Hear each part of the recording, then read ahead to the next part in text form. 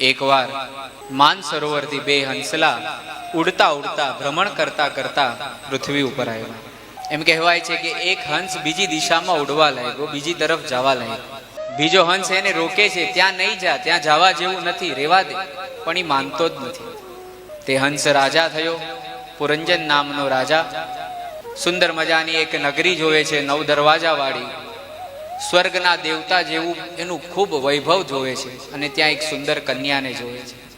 સુંદર કન્યાને જોઈ પૂછ્યું, તમે કોણ છો, આ બધું શું છે? કે મને કાંઈ ખબર નથી, બસ અહીંયા જે પણ હોય એમના હું ભોગ ભોગવી રહી છું. રાજા એમની સાથે પણ બધા ભોગ ભજવે છે. તમામ જાતની સુવિધા, તમામ જાતનું સ્વર્ગનું સંપદા અને સુખને ત્યાં ભોગવી રહ્યા છે. તે રાણીનો સમય પૂરો થયો, રાજાનો પણ સમય પૂરો થયો.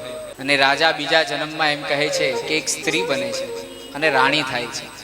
મયુરધ્વજ નામના રાજા હોય છે, એમના સાથે એમના વિવાહ થાય છે. મયુરધ્વજ નામના રાજાની પાછળ તે સતી બનવા જાય છે. અને ત્યાં ઓલો જે હંસલો હતો, જે એક તો નોખો પડી ગયો હતો અને રાજા થયો, રાજા પછી પુરુષ, પુરુષમાંથી સ્ત્રી થયો, એ બીજો હંસ ત્યાં આવે છે અને કહે છે, આ શું કરે છે?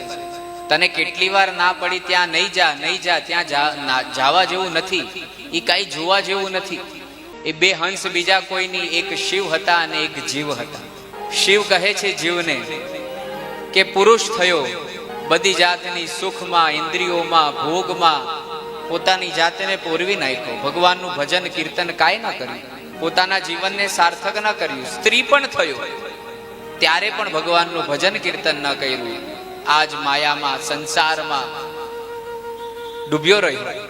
અને છેલ્લે હજી કેટલા જન્મ લઈશ, કેટલા ભવ ફરતો રહીશ, શું શું બનીશ અને શું શું કરીશ.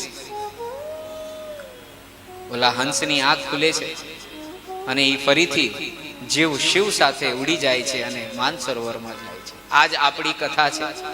આપણે પણ ક્યારેક પુરુષ બનીએ, ક્યારેક સ્ત્રી બનીએ, ક્યારેક પશુ યોનિમાં, ક્યારેક પક્ષીની યોનિમાં, ક્યારેક સર્પ યોનિમાં, કઈ કઈ યોનિમાં આપણે 84 લાખ યોનિ છે, કેટલા જન્મ લીધા હશે, કેટલા ભવ ભટકી ભટકીને આપણે અહીં સુધી પહોંચ્યા.